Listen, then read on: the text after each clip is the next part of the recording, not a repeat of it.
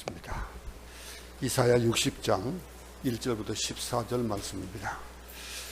한 목소리로 다 같이 합독하겠습니다. 이사야 60장 1절부터 14절까지. 일어나라, 빛을 발하라.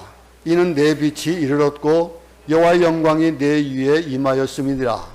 보라, 어둠이 땅을 덮을 것이며 캄캄함이 만민을 가리려니와 오직 여호와께서 내 위에 임하실 것이며 그의 영광이 내 위에 나타나리니 나라들은 내 빛으로 왕들은 비추는 내 광명으로 나아오리라. 내 눈을 들어 사방을 보라. 무리가 다 모여 내게로 오느니라. 내 아들들은 먼 곳에서 오겠고 내 딸들은 안기어 올 것이라. 그때 내가 보고 기쁜 빛을 내며 내 마음이 놀라고 또 화창하리니 이는 바다의 부가 내게로 돌아오며 이방 나라들의 재물이 내게로 옵니다.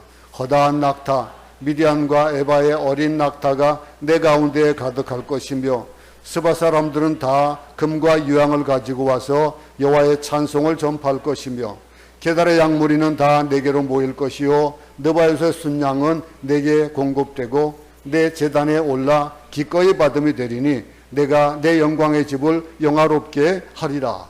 저 구름같이 비둘기들이 그 보금자리로 날아가는 것 같이 날아오는 자들이 누구냐? 곧 섬들이 나를 앙망하고 다시의 배들이 먼저 이르러 먼 곳에서 내 자손과 그들의 은금을 아울러 싣고 와서 내 하나님 여호와의 이름에 드리려 하며 이스라엘의 거룩한 이에게 드리려 하는 자들이라. 이는 내가 너를 영화롭게 하였습니다. 내가 노하여 너를 쳤으나 이제는 나의 은혜로 너를 불쌍히 여겼은즉 이방인들이 내 성벽을 쌓을 것이요 그들의 왕들이 너를 삼킬 것이며 내 성문이 항상 열려 주야로 닫히지 아니하리니 이는 사람들이 내게로 이방 나라들의 재물을 가져오며 그들의 왕들을 포로로 이끌어 올미라. 너를 섬기지 아니하는 백성과 나라는 파멸하리니 그 백성들은 반드시 진멸되리라. 레바논의 영광 곧 잣나무와 소나무와 황양목이 함께 내게 이르러 내 거룩한 곳을 아름답게 할 것이며 내가 나의 발둘 곳을 영화롭게 할 것이라. 너를 괴롭히던 자의 자손이 몸을 굽혀 내게 나아오며 너를 멸시하던 모든 자가 내 발 아래에 엎드려 너를 일컬어 여호와의 성읍이라 이스라엘의 거룩한 이의 시온이라 하리라. 아멘. 이사야서의 이사야를 다시 한번 우리가 좀 생각을 해봐야겠습니다. 당시의 상황을 우리가 좀 봐야 되는데 자꾸 그저 계속해서 회복에 대한 얘기만 쭉 하고 있으니까 잘 와닿지 않을 수가 있어요. 우리가 잘 알듯이 이사야는 북이스라엘과 남유다를 같이 섬겼던 그런 선지자입니다. 북이스라엘이 722년에 주전 722년에 아수르에게 패하고 그리고 나서 얼마 지나서지요. 그러니까 이 이사야가 그 주전 739년부터 주전 681년 사이에 살던 사람이에요. 그러니까 한 60년 정도를 살았습니다. 그러면서 그는 죽을 때는 톱으로 켬을 당하고 죽었다라고 하는 그런 전성이 있는 사람이에요. 그런데 지금 이 예언을 하고 있는 이때, 이 기록을 하고 있는 때, 그때에 이 일들이 아직 일어나지 않은 상태입니다. 아직 남유다는 멸망하기 전이에요.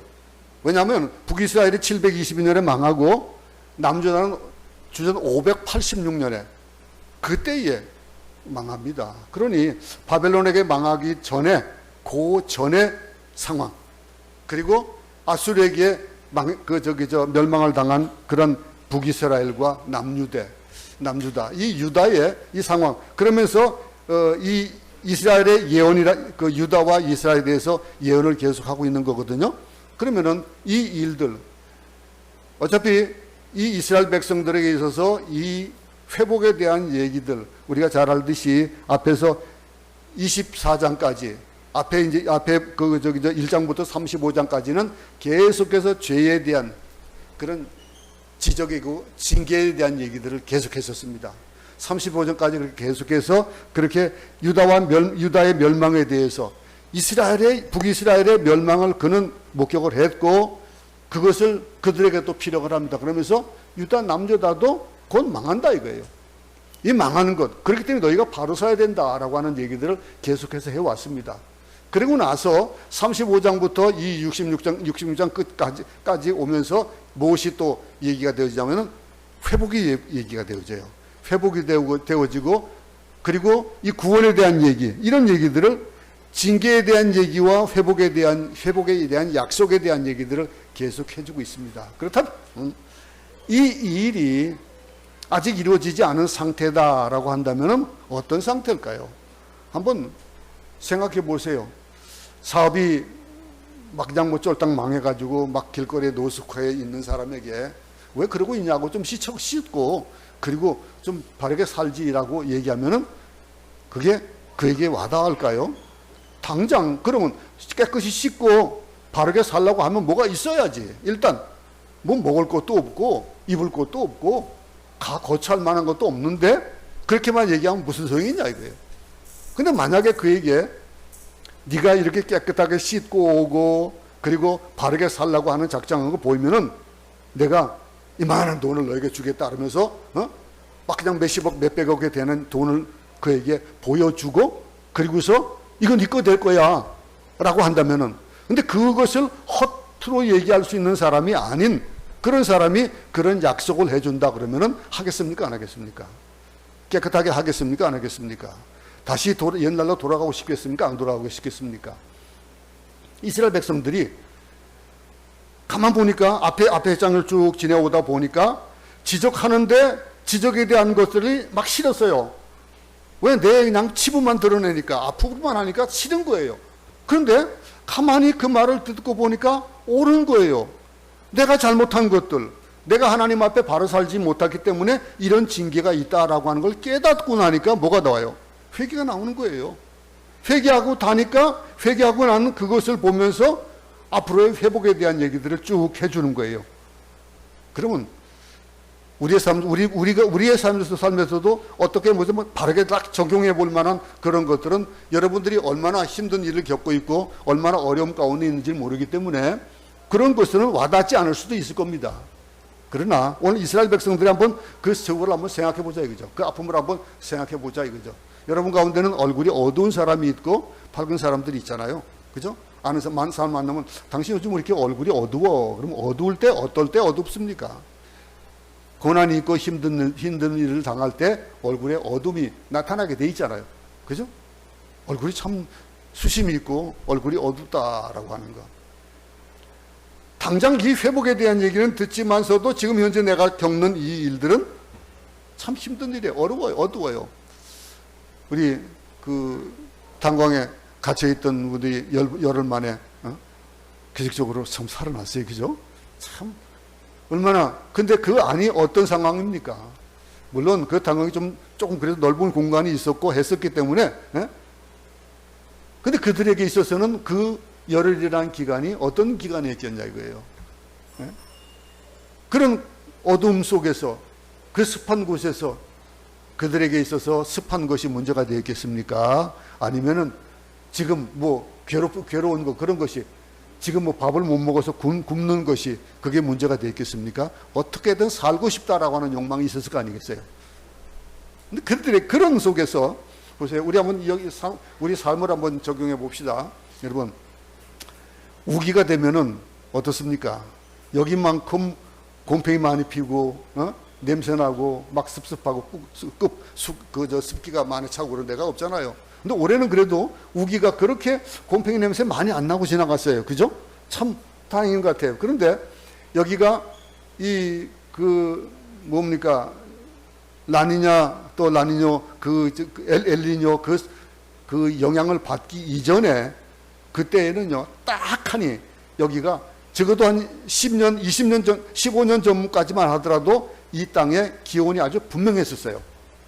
가지고 우기, 건기 딱 나눠져 있었습니다. 그래서 건기 때는요, 10월 이후가 되게 되면은 그 나머지 뭐 5월까지, 5월까지 이때까지는요, 비 한 방울이 안 내렸어요. 아주 막 짝짝 갈라지고 뭐 덥고 뭐 말도 못 하거든요. 그런데 우기가 되어지고 6월부터 우기가 되어지기 시작하면은요, 7월이 들어가면은 계속해서 비가 옵니다. 10월, 11월까지도 막 태풍이 몰려오고 1년에 한 20서너 차례 지나간 태풍이 지나가니까 여러분, 여자분들은 특별히 더 그렇죠.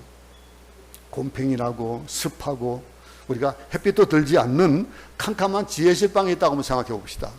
그럼 그 안에서 햇빛도 들어오지 않고 공기도 잘 통하지 않고 눅눅하고 곰팡이는 나고 그럼 여러 가지 병균들이 있고 물건들은 뭐 먼지가 쌓이고 그렇다고 생각해 봅시다.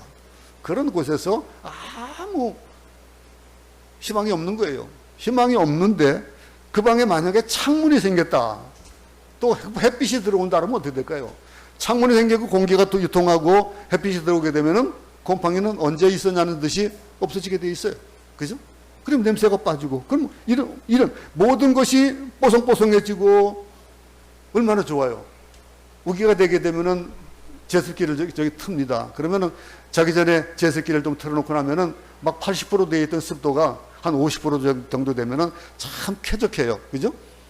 그런 것 같이 그런 아주 음습한 그런 상황 속에서 그런 방에 살던 사람이 갑자기 햇빛이 들어온다. 빛이 들어온다. 생각해 보세요. 무엇을 더 거기다가 비교할 수 있겠습니까? 이스라엘 백성들에게 있어서 이스라엘의 환희 감격 이것이 오늘 얘기가 되고 있는 60장 1절의 말씀이 바로 보세요. 다시 한번 봅시다. 1절 한번 보겠습니다. 다시 한번 한 목소리 있습니다. 시작. 일어나라 빛을 발하라 이는 내 빛이 이르렀고 여호와의 영광이 내 위에 임하였습니다. 이 말씀이에요. 이스라엘은 지금까지 어둠이었습니다. 어둠이었고 하나 앞에 어떤 소망도 안 보이는 그런 곳이었는데 그런데 그 어둠이 물러가는 방법은 뭡니까? 태양이 뜨면 해가 뜨면은 모든 어둠이 물러가게 돼 있어요. 구름이 몰려 있다가도 그 구름이 거치고 나면은 그 태양은 있어요. 항상 태양은 있는데 태양이 없는 것 같이 느끼고 살아갈 때가 참 많죠. 근데 그 속에서 하나님의 영광이 이스라엘을 비추기 시작한다 이거예요. 대지에 해가 뜨게 되면은 얼었던 곳이 녹게 되고 이런 억압되었던 곳에서 그 자유가 되어지는 그런 과정들을 우리는 생각해 볼 때에 가만 보면 우리는요 내 힘으로 그건 알 수가 없어요. 내 힘으로 뭘 해결할 수 있을 것 같아가지고 막 덤벼드는데 땀만 나고 힘만 들 뿐 여전히 그 자리에 있게 되는 것이 우리 인생입니다. 헛수고하지 마세요. 근데 보세요. 어느 날 온갖 갈등, 절망, 어둠이 짙게 깔려있는 그 인생에 빛이 들어왔다 이거예요. 그 빛이 들어왔다라고 할 때 이 빛이 들어와서 점점 환하게 내면 세계를 비춰준다라고 한다면 예수가 없던 때에 없던 사람은 그런 흑암 가운데 있는 것과 마찬가지입니다.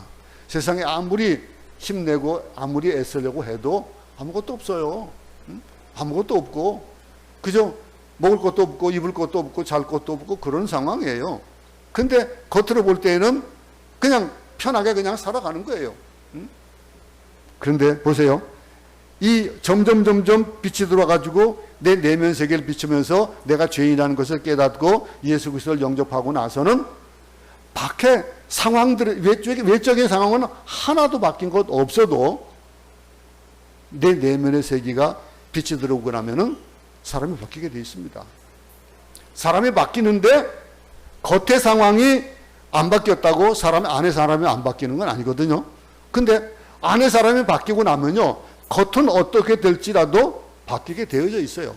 영향을 얻지만 네 내면의 세계에서 영향을 받는 겁니다. 그럼 이 내면의 세계가 빛이 들어온다. 빛이 오면은 어둠은 순식간에 사라지는 거, 그건 당연한 거잖아요.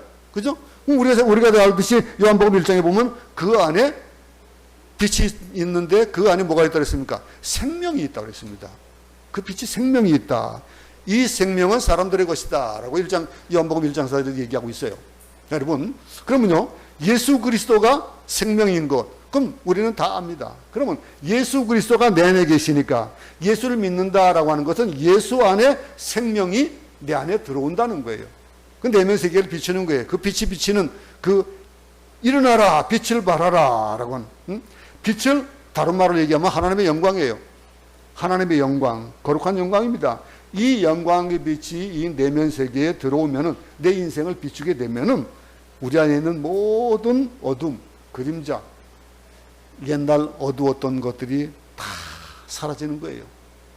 그런 경험들 여러분 해보잖아요. 예수를 믿는다는 거. 아직까지도 예수를 믿고 그 내면 세계가 밝아지고 새로운 생명에 대한 역동성을 느끼지 못한다면은 문제가 있는 거 아니겠습니까? 그죠? 응?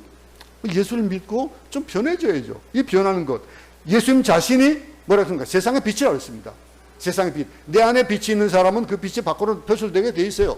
아무리 감춰도 빛이 있으면 그 빛은 나타나게 돼 있습니다. 그 아무리 감싸보세요. 아무리 감싸봐야 예수 안에 있는 생명의 빛이 예수님을 따르는 사람, 예수님을 믿는 사람, 예수님을 받아들인 사람을 모두 비치고 그 빛은 밖으로 투가 돼서 또 그 빛이 많은 사람에게 비춤을 비춘다라고 하는 거예요. 그 빛을 일어나라. 빛을 발하라. 내 안에 있는 그 빛을 발하라. 이 음성을 들을 수 있기 바랍니다. 내가 이렇게 살아서는 안 되겠구나. 내 안에 있는 빛을 감추고 그냥 겹겹이 그냥 죄의 그냥 그 막으로 감쌀 것이 아니라 다 걷어내고 빛을 비추는 삶을 좀 살아야 되겠다라고 하는 것들을 오늘 1절에서 우리 정육점을 삼을 수 있기 바랍니다. 이 빛이 비추면은 어떤 일이 일어나기에 그 빛을 발하라고 얘기했냐 이거예요. 그 2절을 한번 보고 있습니다. 보라, 어둠이 땅을 덮을 것이며 캄캄함이 만민을 가리려니와 오직 여호와께서 내 위에 임하실 것이며 그의 영광이 내 위에 나타나리니. 나는 빛이 아니에요. 그죠?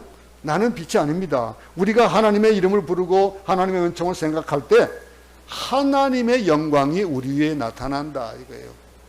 여러분, 아들 잘 키우면 어깨가 어색해질 때가 있을 거예요. 그죠? 보면 우리 어느 집사님 아들도 보면 뭐 계속해서 뭐 큰아들 작은아들 막 그냥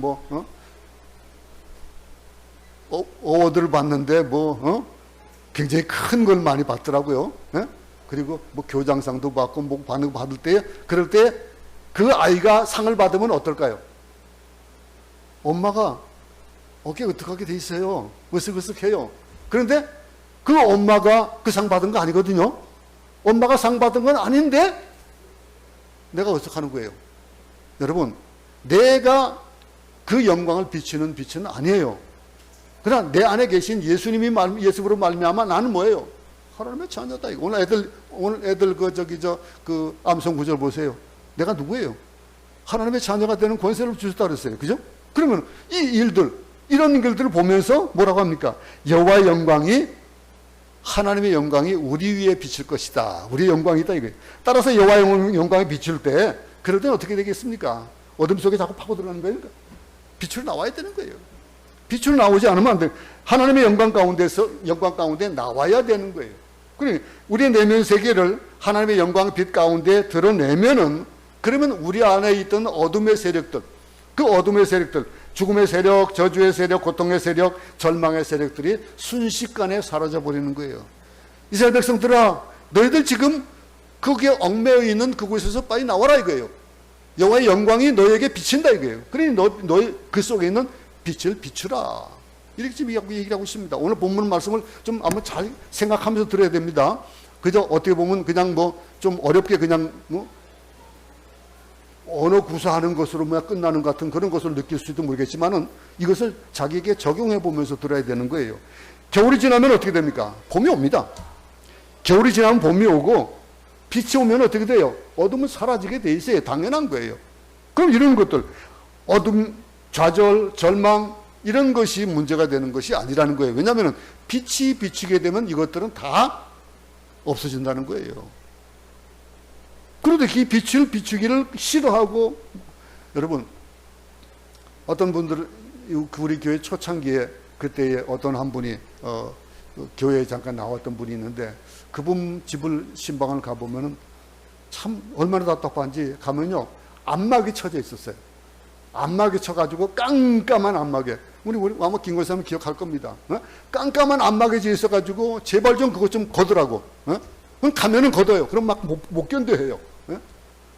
그렇게 자기 속에 어둠 가운데 자기를 자꾸 감추는 사람들이 있거든요. 그런 사람들은 어딘가가 억압되어 있는 것들이 빛이 비추면 싫어요, 빛이. 근데 그 나를 알고 그 빛의 영향력을 내가 받게 돼가지고 내가 어떻게 바뀐다는 거 알면은 어떻게 바뀌어지는 거예요. 그 가텐을 걷어버리는 거예요. 그리고 그의 삶 자체가 밖으로 나오게 되는 그런 것. 우리 그런 것 많잖아요. 어떤 분들 보면은 막 집안이 어떤 집을 보면 막 쓰레기가 온 집안에 차 있는 그런 방송에 보면은 그런 거 치워주고 하는 그런 방송 나오잖아요. 이런 것들. 이 만약 우리에게 어떤 절망과 좌절이 있다. 그러할지라도 희망과 꿈이 있다면은 어떻게 같이 일어날 수 있다고 그러는 거예요. 예수 믿는 사람이건 안 믿는 사람이건 어떻게 인생에 대한 얘기를 많이 합니다. 그죠? 어떻게 같이 일어날 수 있다는 건 뭐예요? 희망이 있을 때 가지만 희망이 없으면 못 일나요. 일어나고 싶어도 못 일어나는 거예요. 아무런 문제가 되지 않는 건데 자기가 자기 문제를 만들어내는 경우가 얼마나 많은지 모릅니다. 우리가 해야 할 일은 우리 안에 부정적인 생각이나 패배주의적인 생각을 단호하게 걷어내 버리라 이거예요. 그 어둠이 땅을 덮을 것이며 캄캄함이 만민을 가리려니 와 아무리 그래도 오직 여호와께서 내 위에 임하실 것이며 그랬습니다. 이 말씀을 받으시기 바랍니다. 과거와 단절해야 됩니다. 과거와 단절하지 않고는 미래로 가지 못합니다. 그저 과거에 매여가지고 내가 옛날에는 어땠고 옛적에는 소시적에는 그러고 있으면은 진보가 없지요. 예수님 앞으로 나올 때 마귀는 끊임없이요 우리에게 열등감과 좌절감을 심어주려고 애를 써요. 저도 가끔 저도 그럴 때가 있습니다. 네가 목사 맞아라고 할 때 네가 얼마나 기도 많이 하고 있어. 얼마나 네가 성실한 삶을 살고 있어. 꼭 매너리즘에 빠져가지고 그러고 있는 것 같아 라고 하는 생각을 가질 때가 있어요. 실질적으로 그렇게 그냥 하루하루 그냥 아무 의미 없이 지나갈 것 같은 그런 삶, 그래도 아무렇지도 않을 것 같은 이렇게 되어버릴까봐 참 걱정이 되져 가는 거예요. 나이가 들었으니까 그러면서 내가 은퇴한 때가 가까웠으니까 그거 아니잖아요. 나에게 허락하여 주신 그 명령들, 그 사명들 예수 앞에 나오면요 우리 인생이 달라지기 시작하는 거예요. 그 달라진 것에 대한 것들 하나님의 영광에 빛이 오면 우리 안에 빛이 생기고 빛이 생기면 어둠이 사라지고 그러면 주위 사람들이 우리에게 몰려들게 돼 있다라고 하는 거예요. 오늘 그 2절에서 그 말씀하면서 그러면서 멀리 떠났던 자녀들이 돌아오는데 3절 보세요. 나라들은 내 빛으로 왕들은 비치는 내 광명으로 나오리라. 비치는 내 광명이에요. 너의 광명이에요. 내 안에 있는 그 빛, 예수님으로 말미암는 그 빛, 하나님의 영광이 내게 비쳤고 그 비친 영광이 이 광명으로 누가 나온다고요? 나라들은 내 빛으로, 내 왕들은 내 비치는 내 광명으로 모두 다 내게 돌아오는 거예요. 하나님의 영광의 빛이 이스라엘에게 비추면은 열방의 모든 나라들이 이스라엘에게 돌아올 것이다 라고 하는 거예요. 지금은 그냥 속국이에요. 아수르의 속국이에요 지금. 포로가 되어 있고 뭐 어떨 바를 모르는 거예요. 이사야가 죽고 나서는 어떻게 됩니까? 유다가 망합니다. 그럼 유다가 망하고 나서 바벨론에서 첫 회복이 되어져 올 때, 고레스에 의해 고레스 칙령으로 1차 교환을 해 올 때, 그리고 에스라가 회복 돌아와 가지고 또 성전을 또 재건할 때, 이럴 때, 그럴 때가 여기 나오는 이 일은 아직 되기 전입니다. 그런데 그 일들이 되어져 가잖아요. 에스라를 통해서 느헤미야를 통해서 성전이 재건되어지고 이스라엘이 다시 회복되어지는 것들. 느헤미야서 보세요. 느헤미야가 고국에 돌아와 보니까 이스라엘을 지나갈 때에 어떡합니까? 말 하나가 겨우 지나갈 만큼 숲으로 쌓여있고 막 그냥 뭐 폐허가 되어 있는 그런 모습들을 그 느헤미야서 얘기해주고 있잖아요. 그러면 이런 일들을 보면서 이 일들이 아직 되어지지 않은데 모든 이방의 열방들이 돌아올 것이다. 이게 열방의 모든 왕들이 다 돌아올 것이다. 이스라엘의 영광에 하나님의 영광의 빛이 비칠 것이다 라고 지금 얘기해주고 있는 거예요. 그냥 그때로 생각하지 말고 내게도 하나님의 영광이 나를 비추고 내게 있는 그 영광의 빛으로 말미암아 내 주위의 모든 사람들이 그 영향력을 받는다라고 한다면은 우리는 어깨를 없을까 할 수 있는 거예요. 그런데 우리가 예수님을 믿으면은 예수님 안에 있는 빛으로 인해서 사람들이 우리를 좋게 여길 거예요. 어제 아내하고 통화를 하면서 아내 지금 거처하는 곳이 고향입니다.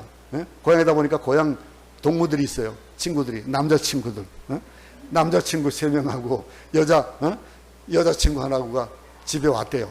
집에 와가지고 뭐 스파게티를 만들어주고 했다는데, 그러면서 그러더래요. 먼저 우리 제 동창들하고도 같이 만나보는데 좀 서울 애들하고 좀 지방 애들하고 좀 다르다는 얘기를 뭐 하긴 하지만, 우리는 모이면은 뭐 그냥 음악 감상도 하고 막 그러면서 노는 게, 그들은 그냥 만나면은 그냥 술 먹고 그러면서 가면서 그러더래요. 참, 너 참 순진하다. 너 어떻게 그렇게 순진하게 세상을 살았니? 그러더래요. 그래서 나는 내 주위에 순진한 사람들만 있어서 순진하게 살았어. 그들이 가면서 하는 얘기가, 저렇게 예수 믿으면 저렇게 되면은 그 예수 믿어 볼만 하겠다. 그리고 갔대요. 우리에게 비춰지는, 우리를 통해서 나타나는 그 빛이 비춰지게 돼 있어요. 그걸 좀 얘기하고 있는 겁니다. 이 모든 것들이 빛을 따라서 몰려오게 되거든요. 오징어 잡이배 보세요. 오징어 잡이배 보면 빛이 얼마나 밝습니까? 그 빛을 보고 오징어들이 달려드는 거예요. 이 일들. 봄이 오면은 봄의 소리가 들리듯이 빛이신 하나님, 소망의 하나님께서 오시면은 우리 인생의 미래가 보이는 거예요. 예수 믿는 인생 망할 수가 없습니다. 온전하게 예수님을 믿는 자들, 그 빛 안에 사는 사람은요, 어두워질 수가 없어요. 우리가 살다가 굴곡이 있을 수는 있겠죠. 근데 그 굴곡에 대해서 우리가 절망하지 않을 것은 우리는 일어난다는 거예요. 이 빛이 있기 때문에. 이런 사람은 어떻게 될까요? 이런 사람은 사업도 잘 되는 거예요. 이런 사람은 가는 곳마다 모든 것들이 다 형통해지는 거예요. 좋은 사람을 만나게 되고 그렇게 되어질 수밖에 없다는 거예요. 사업을 잘하려고 해가지고 잘 되는 것이 아니잖아요. 예? 사업이 잘 되는 것들은 뭐예요? 빛이 비치니까 사업이 잘 되는 거예요. 여러분, 그런 얘기 하잖아요. 소를 갖다 끌고 오는데 당신 왜 그 소 끌고 가? 나 이 새끼줄을 가져가는데 그 새끼줄에 소가 달려서 오네? 그랬더니 그런 우스갯소리가 있잖아요. 하나님을 믿으면요, 하나님에게서 하나님의 소유 모든 것들이 누가 돼요? 내게 되는 거예요. 그래서 저는 항상 하는 얘기가, 나는 가진 것이 돈밖에 없다고 그래요. 왜냐하면 우리 아버지에게 돈을 내 거니까.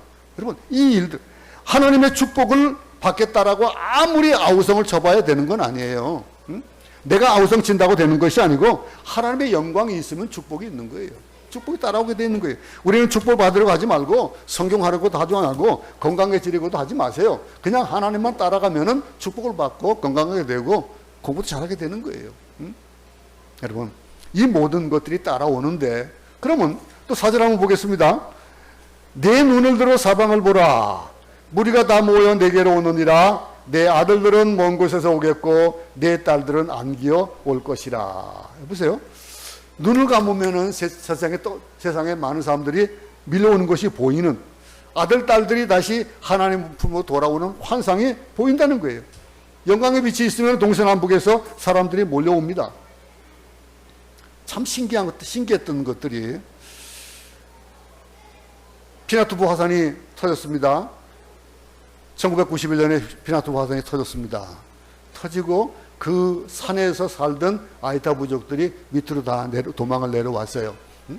근데 그 일들이 있기 전에 그 아이타들을 위해서 가톨릭 선교사들이 얼마나 많이 올라가서 그 선교하려고 애썼는지도 몰라요.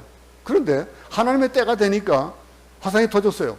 그리고 내려왔어요. 내려오고 나서 정착전이 세워지고 우리 고목사님 사역지 있는 그 이람도 그렇게 해서 생겨진 곳이고, 우리 까마라도 그렇고 제스막도 그렇고 그렇게 생겨진 정착청들의 아이타들이 지금 기거를 하고 있는 건데, 그곳에서 처음에 우리가 전도 집회를 하면은요, 어디서 몰려오는지 사람들이 꾸역꾸역 몰려와요. 막 기저귀 찬 사람들만 꾸역꾸역 몰려오고, 근데 그것이 어떻게 해서 이렇게 몰려오는지 모를 정도로 몰려와요. 몰려와가지고 하는 얘기들이 뭐냐면, 촌장들이 와가지고 땅 줄 테니까 우리 교회 세워주세요. 그랬어요. 그래서 세워진 게 발리잇 교회예요. 그렇게 교회가 세워진 거예요. 그리고 그렇게 해서 교회가 세워지고, 그 정착존에 있던 사람들이 또 다시 산으로 올라갔네. 그리고 나서 어떻게 되는 겁니까? 그들에게도 그 산 골짜기에, 여러분도 발리잇 가보셨잖아요. 어떻게 그 산 골짜기에 시멘트 교회가 세워질 수 있었을까요? 근데 여러분, 그건 뉴발리스인 그렇지 올드 발리스 들어가 보세요. 올드 발리스도 더 해요. 그 안에까지 들어가는 이런 일들이 이 사람들이 다 어디서 왔겠습니까?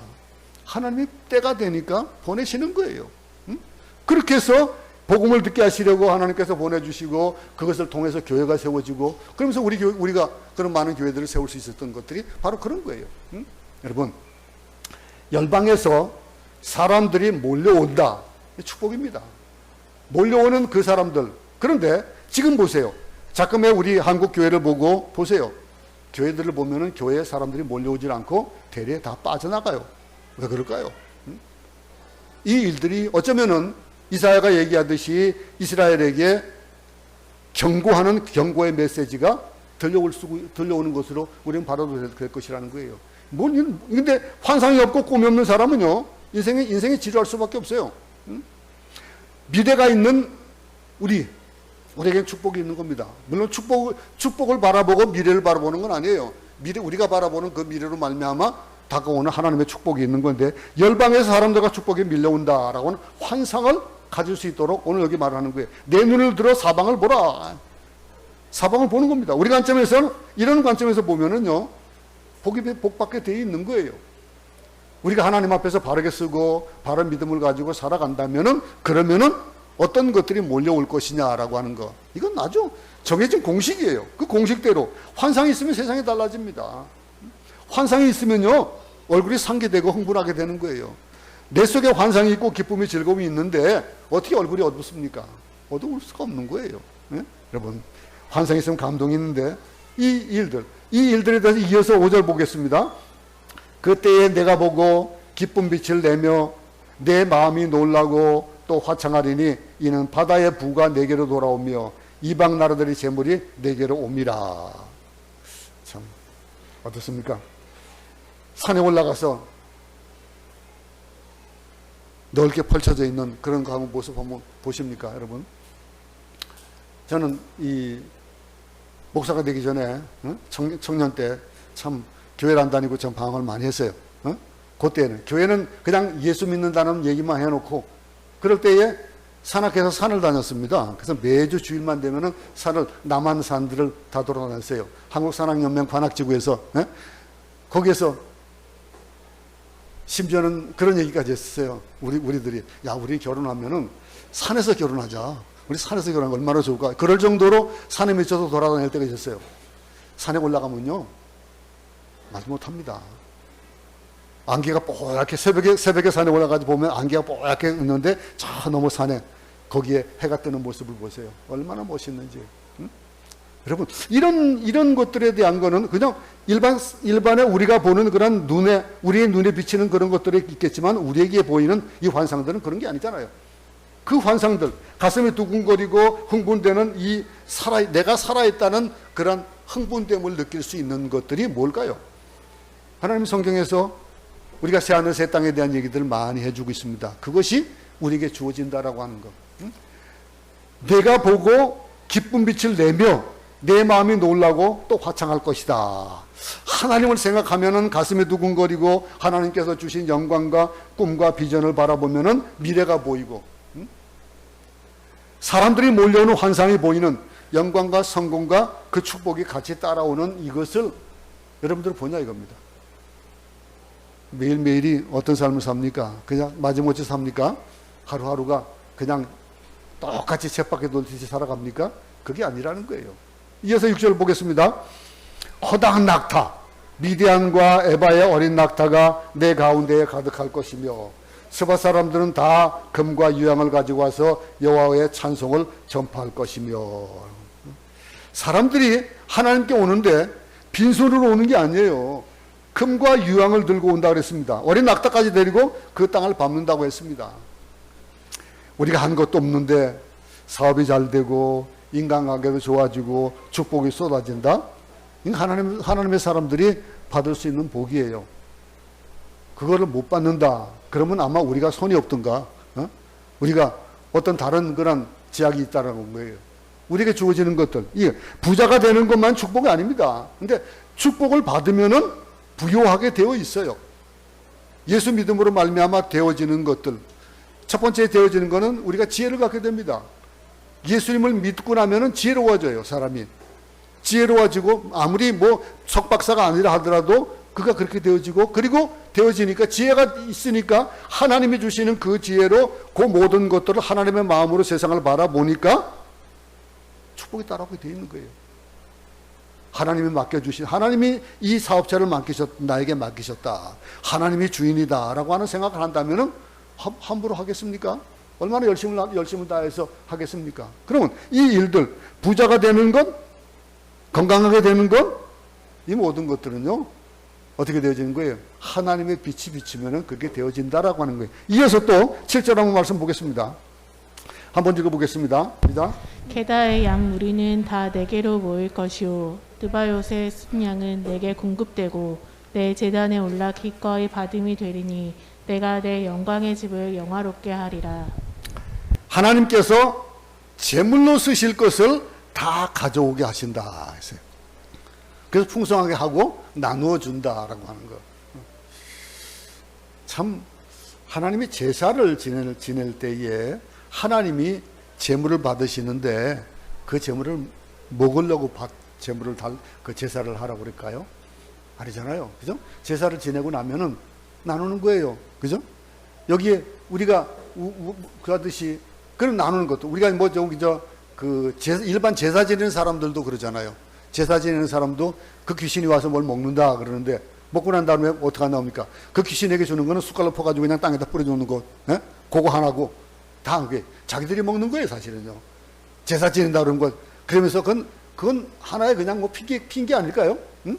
근데 그거하고는 다르게 하나님께서는요, 하나님께 쓰여질 것들을 다 나누어 주신다.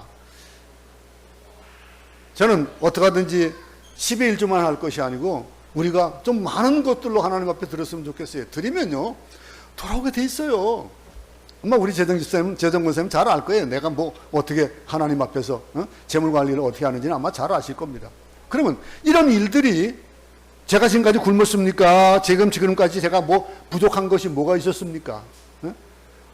우리 자녀들 하나님께서 키워주시고 또 그리고 이렇게 나이가 들도록 하나님께서 이렇게 복된 그런 사역을 할 수 있도록 하여 주시고 하는 이런 복들을 저는 그것이 나온다고 생각합니다. 여러분들 하나님 앞에 드리는 것, 이 모든 것들은 여러분들의 것이에요. 여러분들에게 주어지는 거예요. 하나님 받으시는 건 마음만 받으시는 거예요. 마음을 받으시고 그 마음을 받으신 것들을 여러분들에게 나눠주는 겁니다. 우리가 다 건강하고 축복받고 풍성해서 남에게 베푸는 자가 되어지는 것들이 하나님을 믿는 하나님의 자녀가 되어지면 이런 권세로 말미암아 모든 이들에게 베푸는 그런 것들이 나타난다는 겁니다. 가난한 사람도 도와주고 많이 도와주고 소외된 사람들도 한없이 도와주고 빌리는 것이 아니라 빌려주는 사람이 되어진다라고 하는 것. 다 네 개로 모인다고 그랬어요. 그죠? 게달의 양무리가 모이고 느바에서 순양이 공급되고 내 제단에 올라 기꺼이 받음이 될 것이다. 온 것들을 하나님 앞에 돌려드리는 것. 내게 주어진 것들, 하나님께서 나에게 주어진 이 게달의 양물이, 그리고 또 뭐 느바에서 순양, 이것들이 내게 공급되어지는데 그것을 어떻게 드린다는 거예요? 하나님 앞에 올려드린다는 거예요. 이런 것들을 받으시는 거죠. 기꺼이 받음이 드린다라고 하는 거. 우리의 삶이, 우리의 하나님 앞에 올려드리는 예배가 참된 예배가 되어지고 하나님이 기꺼이 받으실 만한 예배가 되어지는 것들은 어떨 때 되어질까요? 일어나라, 네 빛을 발하라 라고 하는. 여러분, 하나님의 영광이 우리에게 올 때 가능해진다는 거예요. 근데 그 영광이 온다는 거예요. 이런 하나님을 기뻐하면서 하나님께서 우리 마음의 소원을 이루어주시는데, 우리 교회가, 또 한국의 교회가 지구촌을 살리고 필리핀을 살리고 세계를 살리고 그런 역사들을 이루어야 되는데, 이 세상에 가난하고 병든 사람들, 힘들고 어려운 사람들을 돌봐주는 일들을 해야 된다라고 하는 거예요. 그렇기 때문에 8절 9절 보겠습니다. 저 구름같이 비둘기들이 그 복음저리로 날아가는 것 같이 날아온 자들이 누구냐? 곧 섬들이 나를 앙망하고 다시의 배들이 먼저 이르되 먼 곳에서 내 자손과 그들의 은금을 아울러 싣고 와서 내 하나님 여호와의 이름에 드리려 하며 이스라엘의 거룩한 이에게 드리려 하는 자들이라. 이는 내가 너를 영화롭게 하였습니다. 너를 영화롭게 하였기 때문에 이들이 돌아온다는 거예요. 나를 보고. 기가 막힌 장면입니다. 자녀들이 금과 은을 싣고 배를 타고 오고 있어요. 하나님의 축복이 쏟아지는 거예요. 머지않은 미래 하나님께서 행하실 이런 축복들을 보고 듣고 만질 수 있는 우리가 되어야 되지 않겠습니까? 이어서 10절 한번 보겠습니다. 내가 노하여 너를 쳤으나 이제는 나의 은혜로 너를 불쌍히 여겼은즉 이방인들이 내 성벽을 쌓을 것이요 그들의 왕들이 너를 섬길 것이며. 한때는 하나님의 노염을 샀어요.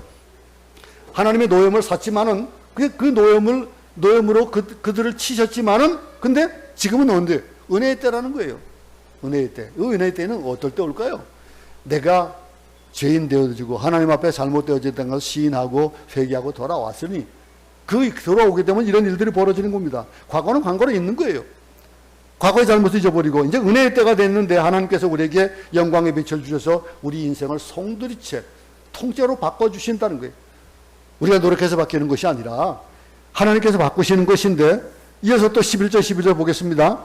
내 성문이 항상 열려 주야로 닫히지 아니하리니 이는 사람들이 내게로 이방 나라들의 재물을 가져오며 그들의 왕들을 포로로 이끌어오미라. 너를 섬기지 아니하는 백성과 나라는 파멸하리니 그 백성들은 반드시 진멸되리라. 이 성문은 밤낮으로 닫히지 않고 언제나 열려 있습니다. 축복의 문이 열려 있는 거예요. 여러분들 앞에 널려 있는 대로를 볼 수 있기 바랍니다. 여러분들이 하나님의 그 영광의 빛 가운데 있음으로 말미암아. 근데 12절에서 한 가지 딱 단서가 있어요. 뭐 합니까? 너를 섬기지 아니하는 백성과 나라는 파멸할 것이다. 어떻습니까? 우리가 그런 존재예요. 우리를 섬기지 않는 자, 그 백성들, 나라들 파멸한대요. 그만큼 하나님께서 우리를 귀히 쓰신다는 거예요. 그럼 여러분, 축복은 모든 사람들에게 주어지지 않습니다. 선별된 자들에게만 주어지는데 너도 받고 나도 받는다면 그 축복이 뭐 희귀성이 없잖아요. 그죠? 이 일들, 이 어떤 면에서 이건 사랑은 편애예요. 하나님의 사랑은 편애예요. 그 하나님의 사랑, 이것이 너를 섬기지 않은 백성과 나라는 파멸한다. 우리를 선택한 너, 그 여러분입니다. 나를 섬기지 아니하는 자 망할 것이다 이래요. 그럼 얼마나 이 말씀 보면 생각나는 구절이 있죠. 창세기 3장 12장 구절 생각나잖아요. 보세요. 읽읍시다. 시작. 너를 축복하는 자에게는 내가 복을 내리고 너를 저주하는 자에게는 내가 저주하리니 땅의 모든 족속이 너로 말미암아 복을 얻을 것이라. 하나님이 아브라함에게 약속하신 그 약속이 오늘날 또 우리에게도 적용되어지는 거예요. 나를 통해서 이루어질 일들. 이 한 주간 힘있게 살 수 있지 않겠어요? 내가 중심이 되는 세상. 세상 많은 사람들은 다 내가 중심이 되길 원합니다. 그런데 내가 중심이 되길 원하는데 그 중심에 우리는 내가 중심이 된 것이 아니라 내게 하나님이 중심이 되어지니까, 하나님이 중심이 되니까 우리는 따라서 우리에게 복이 주어지는 거예요. 그걸 잊지 말아야 되는 겁니다. 그러니 이 궁극적인 목적이 뭐예요? 하나님께서 우리를 축복하시고 선택하셨는데 이것이 무엇으로 나타나는 겁니까? 하나님을 섬기는 것으로 나타나는 거예요. 13절입니다. 레바논의 영광 곧 잣나무와 소나무와 황양목이 함께 내게 이르러 내 거룩한 곳을 아름답게 할 것이며 내가 나의 발둘 곳을 영화롭게 할 것이다. 우리를 하나님께서 영화롭게 하시는 그 일들, 이게 우리의 궁극적인 목적이 되어지는 것들이 뭡니까? 하나님을 섬기는 것. 하나님을 섬기는 것은 나타나는데 보세요. 마지막 절 봅니다. 너를 괴롭히던 자의 자손이 몸을 굽혀 내게 나오며 너를 멸시하던 모든 자가 내 발 아래 엎드려 너를 일컬어 여호와의 성읍이라 이스라엘의 거룩한 이의 시온이라 하리라. 멸망하고 나라가 망해서 쫓겨나고 하나님을 섬기던 그 지역이 예루살렘이 시온이 완전히 폐허가 되어가지고 말 한마디도 겨우 지나갈 만한 그런 곳이 되어졌던 것들이 어떻게 변해져 갑니까? 오늘 이 벌써 보세요. 우리 마음속에 성령의 감동이 임하고 이런 비전이 잉태할 수 있기 바랍니다. 이 한 주간에 우리에게 주어진 이 비전을 붙잡고 살 수 있는 방법, 하나님을 하나님 되게 하는 것, 하나님을 섬기는 것, 그것이 가장 중요하다는 것을 잊지 않기 바랍니다. 이건 이렇게 여기 주는 축복은 무당이 주는 축복이 아니잖아요. 점쟁이들이 말하는 축복이 아니고 여호와 하나님이 주시는 축복이에요. 뭐라고 했습니까? 너를 축복하는 자에게는 내가 복을 주고 너를 저주하는 자에게는 내가 저주한다. 이게 땅의 모든 족속이 나로 말미암아 복을 받을 것이다 라고 하는 존재의식을 가지고 살 수 있기 바랍니다. 이 한 주간 힘있게 사세요. 아무리 세상이 어렵고 아무리 힘들어도 우리를 넘어뜨릴 수 없습니다. 우리는 하나님께서 우리를 세워주시는, 편애하시는 그 편애의 대상자가 되어지고 있는 겁니다. 이 한 주간 하나님의 사랑 안에서 힘있는 그런 발걸음들을 옮기는 한 주간 되기 바랍니다.